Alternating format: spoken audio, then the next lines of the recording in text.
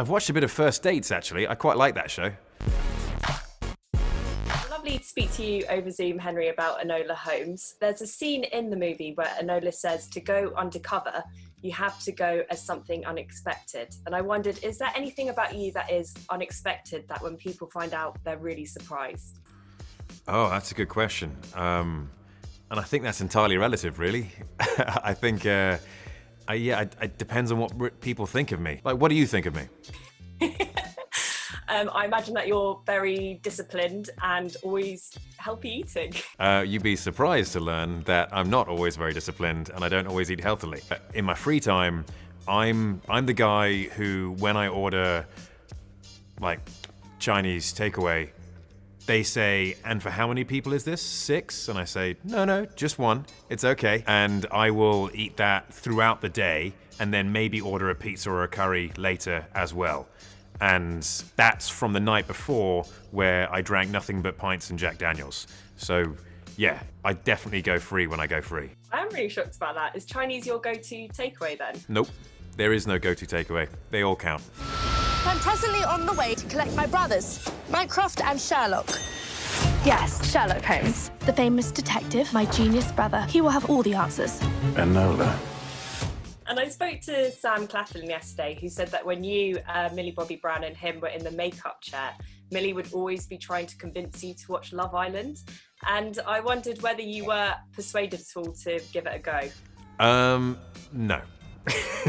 I was not. I didn't need to. I mean, Millie was there telling me everything that happened anyway, so I just had to wait for the next episode of Millie and then I would know what happened on Love Island. Do you watch any reality TV shows? I've watched a bit of First Dates, actually. I quite like that show. I find with First Dates, it always makes me cry. And I think that's why I like it, because there's always like the really sad story. We all love stuff that makes us cry. But then there's some good stories in there too, which is nice. I just find it fascinating to see how people interact and you see how people are on dates and how they react to each other's mess-ups and how forgiving people are. I think it's really important, that forgiveness aspect of it. When someone says something really stupid on a first date because they're nervous, and you just think, how are they going to react? And you see these wonderful people who just go, yeah, okay, I'm going to chalk that up to them being nervous. And that's really nice to see. I like to see that stuff. Also, I love Fred, the maitre d'. I think he is the most charming man. The whole crew, all of them, all of the staff who worked there, just fantastic. Woman brought up a wild child who will make her acceptable for society. She seems intelligent. And also working with Millie as well, she's incredible in the film. Did you find anything unexpected about her from working with her? I mean, I always expected Millie to be quite a big personality because she's so good at what she does, but she's extremely charismatic. And yes, she's a young woman, she's 16 years old, but there are times when you're talking to her and the stuff that's coming out of her mouth, you think, you sound like someone in their 30s. And then she'll suddenly revert back to a 16-year-old and start harassing me about Love Island and then go back to something else.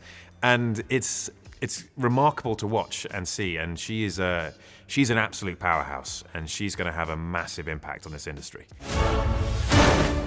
It is time to find my mother. The game is afoot. And in the film, Enola's mum leaves clues which are very personal to herself around for Enola to track her down, like things in certain flowers and word games. And if someone was trying to track you down, what sort of items, which are very personal to you, would you leave around? I think it would be through... I read a lot of fantasy books, and so I would leave the codes and the clues in there, I think, because I think fantasy characters are extraordinarily remarkable in the way that they are these larger-than-life characters in incredible situations, but they're actually wonderful moral compasses for us. And so I think, especially if it was my son or my daughter who was trying to find me, I would have imparted a lot of those characters and a lot of those book stories onto them. And so it would be, the clues would lie in there, I think. I must become something unexpected. And in the film as well, Enola goes around a lot incognito in disguises so she's not found out.